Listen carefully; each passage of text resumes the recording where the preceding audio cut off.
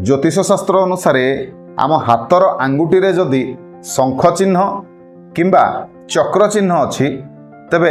आमर भाग्य किपरि आमर भविष्यत किपरि केमिति कटिबा आम जीवन ए विषय रे आसंतु जानिबा विशद भाव में विस्तृत भाव में।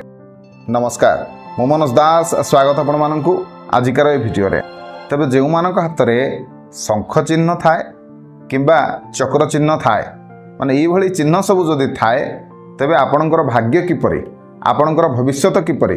आपण किपरि आपणकर व्यक्तित्व किपरि आपण माने किपरि आपणकर चरित्र किपरि ए समस्त विषय रे जानिबा। आगु आपणक जीवन रे कौन हबो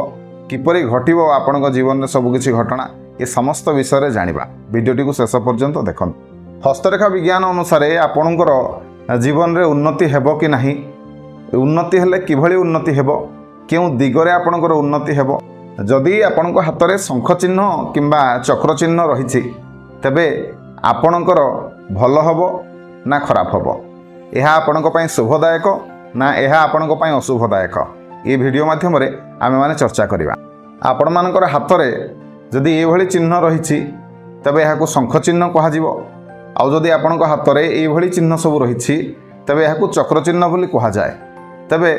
एई अनुसार आपणकर भाग्य एवं भविष्यत मध्य ज्योतिष शास्त्र अनुसार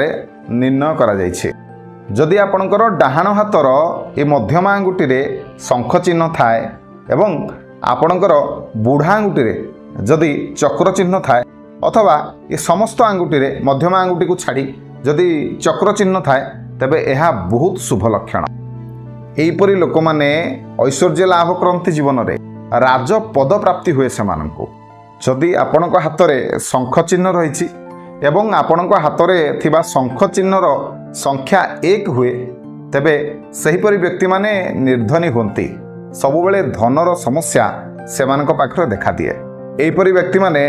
विद्या प्राप्ति करिवा पई सबुबले इच्छुक रुहंती, माने पाठ पढ़िबा पई सेमानकु भल लागे किंतु धन सेमानक पाखरे रहेनी। जदि आपणक हाथ में शंख चिन्हर संख्या 2 रहिला तेबे एहा मध्य अशुभ। यह जोगु आपण माने सबुबले अर्थ अभावर शिकार हेबे। जदि आपणक हाथ में थिबा शंख चिन्हर संख्या 3 हुए तेबे एथि जोगु हुए तो आपण माने स्त्री जोगु आपण माने कष्ट पाई पारंती। सबुठारु भल जदि आपणक हाथ में 4टी शंख चिन्ह रहिछि, एहा आपणकु राजा करिवारे साहाय्य करिवो। सबुबले आपण माने राजा परि विचरण करिवे, आपणक मन जने राजा परि रहिबो, सबुबले आनंदित रहिबे। धन संपत्ति रे मध्य आपणको रोजगार रे मध्य कौनसी प्रकार बाधा आसेनी, सेथिपई आपण माने सुख शांति रे बसवास करंती। आउ जदि आपणक हाथ में 5टी शंख चिन्ह रहिला एथि जोगु आपण माने विदेश यात्रा करिवे एवं विदेश रे रही बहुत धन आपण माने उपार्जन करिवे। आउ जदि आपणक हाथ में 6टी शंख चिन्ह रहिला तेबे आपण जने विद्वान हेबे, आपण जने पंडित हेबे। आपणकर विद्या जोगु आपण माने संसार रे सुख्याति अर्जन करिवे। आउ जदि आपणक हाथ में 7टी शंख चिन्ह रहिला तेबे आपण माने पुणी सेति जोगु दरिद्र होई पारंती। अर्थर समस्या धनर समस्या रे आपण माने सबुबेले पड़िबे।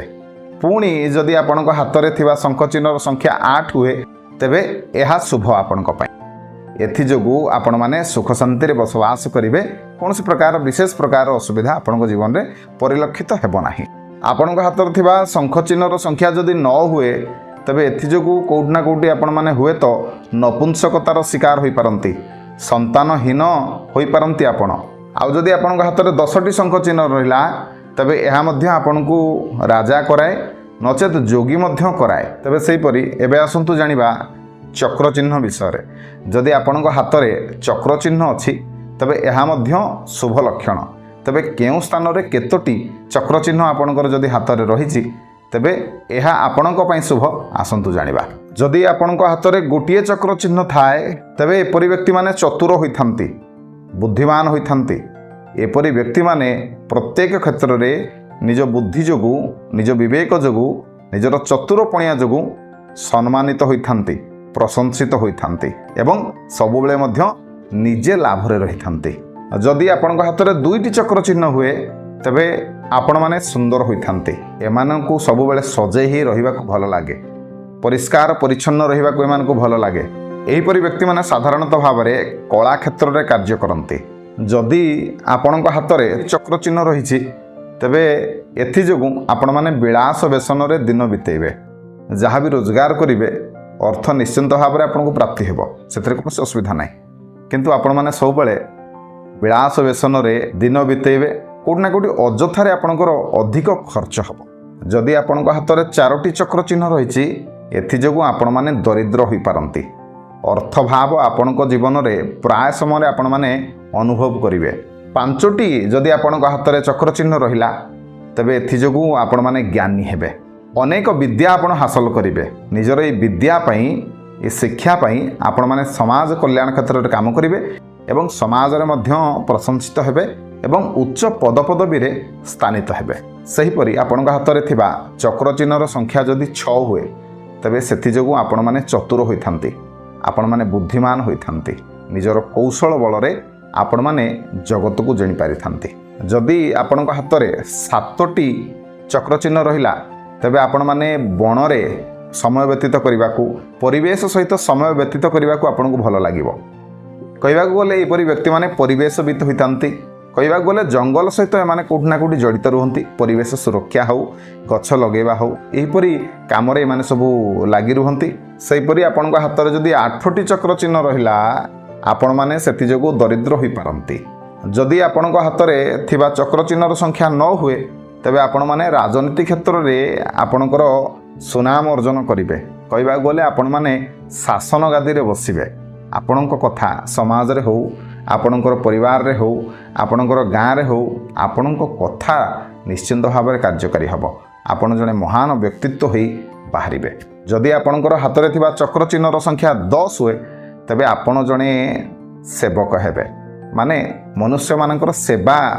पाई कार्य करिवे मनुष्य मानकर हित साधन पाई कार्य करिवे खाली मनीष नुहंती पशुपक्षी मानकर समस्तकर सेवा मनोवृत्ति एमानक भितर थाए शंख एवं चक्र चिन्ह विषय तो आपण माने जानिले एबे आसंतु जानिबा जदि आपणकर हाथर ई तर्जनी आंगुटीर ई जगार जदि आपण मानकर आपण माने जो चित्र रे चिन्ह देखुचंती सेही भली चिन्ह आपण हाथर ई जगार थाए तेबे एपरि चिन्ह थिले आपणक विषय आसंतु जानिबा देखंतु जदि एभली चिन्ह आपणकर हाथर ई जगार थाए तर्जनी आंगुठी तले उच्चभिलाषी होइथांती समाज रे सम्मान पाइथांती धर्म परायणा होइथांती धर्म कार्य रे सदा सर्वदा मनोनिवेश करिथांती एवं समाज कल्याण क्षेत्र रे सेमाने अर्थ खर्च करंती सेमाने शांत स्वभावर सेमाने समाज कल्याण क्षेत्र रे काम करंती एवं गौरवान्वित निजको मने करंती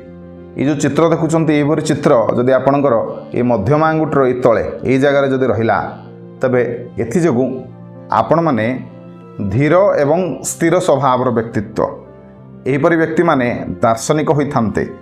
बुलिबा पाई पसंद करंती एहीपरि व्यक्ति माने संतुलित मस्तिष्कर व्यक्तित्व एमानक पाखरे थाए अनेक समय रे मध्य एमाने विषादग्रस्त रहिबे आउ एहीपरि चिन्ह जदि आपणकर ए अनामिका आंगुठीर ए तळे ए जगार रहिला तबे एहीपरि व्यक्ति माने साधारणतः भाव में कलाप्रिय नृत्य गीत संगीत आदि रे एमाने अधिक रुचि रखती एहीपरि व्यक्ति माने निज कर्म रे सफल हुंती एवं गोटे मौलिक चिंताधारा मौलिक व्यक्तित्व एमानक पाखरे थाए एहीपरि व्यक्ति माने साधारणतः भाव में कथा कहिबारे बेस पारंगम आउ जदि एही प्रकार चिन्ह आपणकर ए कनिष्ठ आंगुठी तळे ए जगार रहिला तबे आपण माने बुद्धिमान सियाणिया एवं धूर्त होइथांती चतुर होइथांती व्यवसाय क्षेत्र में माने सफल होती एवं विज्ञान को एमाने निश्चिंत भाव में पसंद करती तेबे आशा करुछि आजिकार ये भिडियोटी आपण मानकु निश्चय भल लागिथिबो एवं किछि ज्ञान दे पारिथिबो तेबे एही भली भिडियो आगो को मध्य देखिया पई भिडियो को लाइक करिवे शेयर करिवे और चैनल को सब्सक्राइब निहाती भाव में करिवे रहिले धन्यवाद।